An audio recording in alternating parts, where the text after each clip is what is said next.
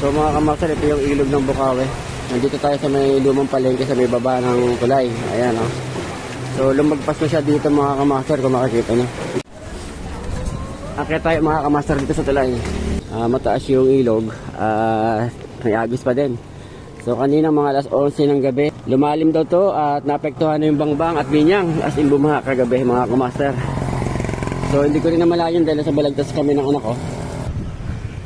Sa may bandang left side mga kamaster, yan yung Binyang Force. And then dito sa may right side naman natin, yun yung Bangbang. Dahil naman tayo dito sa may loob ng punduhan mga kamaster, kung ano sitwasyon dito sa may barangay Antipona. So yung mga kamaster, ito yung lagay dito sa Antipona. Kagabi, mga badang alas 12, hanggang dito yung baha. So kapag bumaba ka dyan, hanggang bewang mo sigurado mga kamaster. So ganun pa rin mga kamaster. Ayun yung ilog, umapaw na. Mga naglilinis sila dito, umapaw yung ilog dito kagabi. As of now, malalim pa rin mga kamaster.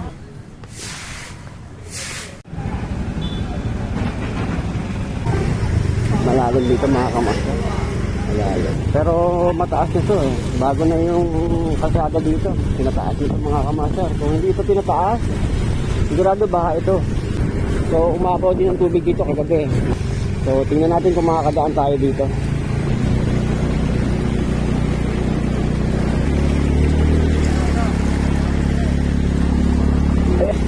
Kinaya pa rin.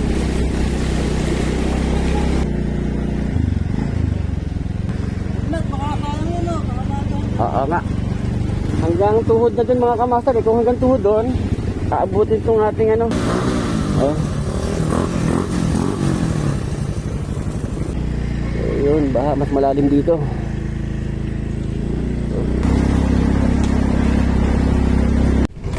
So, nandito tayo sa may Carmen mga kamaster.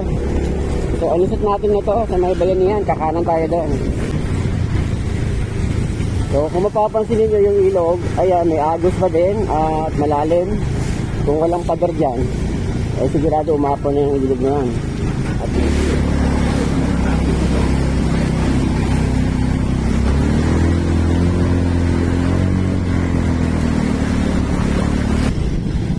pero yung bawat gilid dito mga kamaster, baha.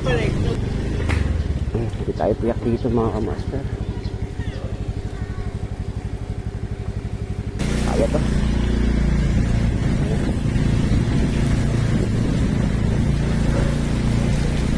Alright.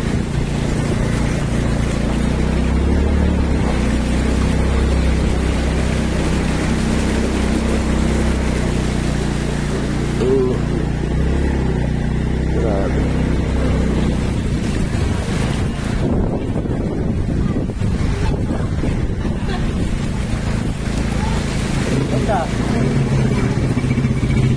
So, yun ba?